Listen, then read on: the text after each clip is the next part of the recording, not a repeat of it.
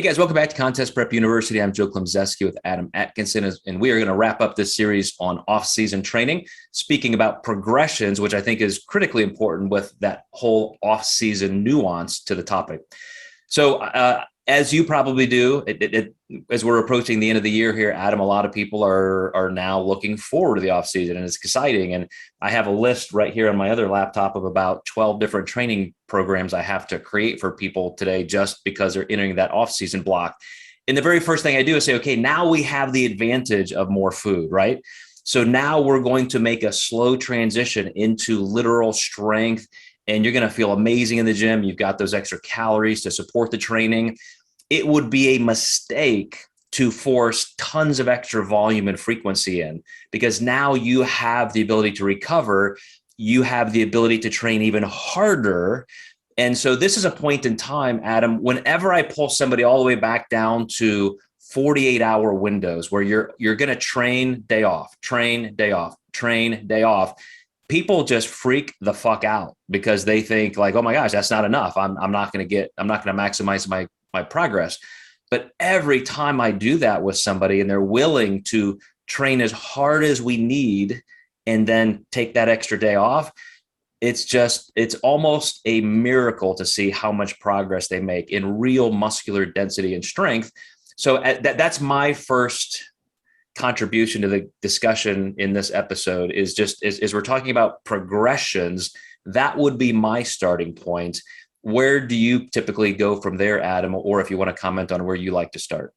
So I change RPE time to time. So I actually might have somebody train more intensely going into the off season versus when they're in a prep, or I may even like add a day. So usually at the end of the prep, I might have someone down to 4, sometimes even 3 times a week training if I can talk them into that. And I know that sounds really taboo, but then I'll bring that up to, 5 days a week, typically, maybe a 6, depending on the person's drive. But then if they're doing 6, I might say, hey, once a month, let's take it down to 5 or 4 days a week. Just make sure that, once a month, we're getting some pretty good, much needed rest. And me and you don't really like to do deloads. So that's why, we kind of auto-regulate our training a little differently than other people. And that's perfectly well said. I literally just sent a voice message to a client where I sent her a new program and I said, look, you have to self-regulate. If there is a point in time like I did in my training this week where you just need to push a day of recovery in, or you just need to take one day out and just say, I just don't have it. Maybe I have a little elbow tendonitis or something, and I'm just going to kind of skip that workout. That's okay. We don't have to train an entire month or 2-week block of deload. Just take care of yourself as you go. But one of the things you said there is the increased intensity. Now that you're not dieting, you have more glycogen, you have more energy in the gym, you're not risking catabolism.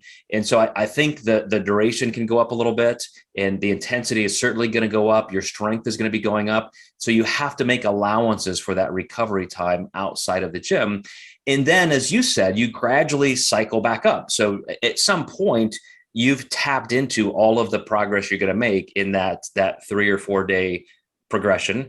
Then you add a day, then, maybe whether you go every 2, 3, or 4 months, you add another day, and you're extending into some overreaching and potentially planned overtraining where you then come back a little bit. Depends on how long your off season is. But one of the things that I do specifically is I will either train in a 1-week block or a 2-week cycle. So as you said earlier in the last episode, if you would have me do a heavy 5x5 deadlift this week, maybe we're just going 3 or 4 sets of 10 the next week and then cycling back. So every time you're in the gym, you're not doing the same thing for that body part.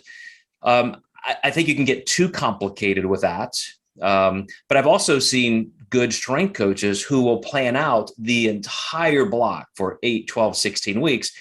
And each single workout, let's say back for deadlifts or squats, they're adding just like 1 extra set or 1 extra rep or this or that. And so they are making the assumption and maybe just kind of dangling the carrot that we are going for strength. And so we're going to add this in.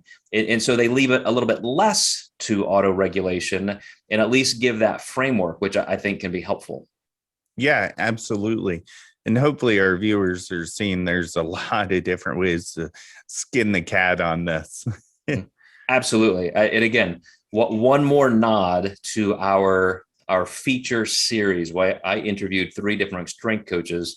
That is in our library that you could see.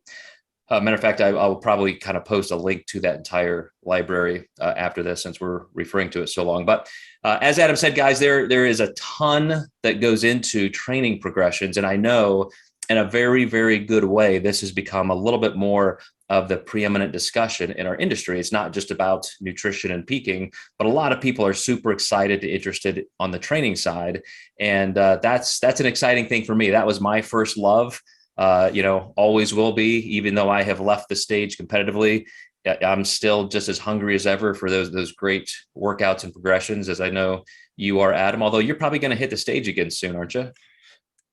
I might have one more in my 40s just to do it. I just threw that out there to see. I didn't know, but that would be great. That would be fun to see. Yeah, I think it could be neat to do it one more time. All right. Well, you guys heard it here. You can hold them accountable to that. And again, we appreciate you watching and listening, sharing this to anybody that you think could help use the information. And we will see you next time in Contest Prep University.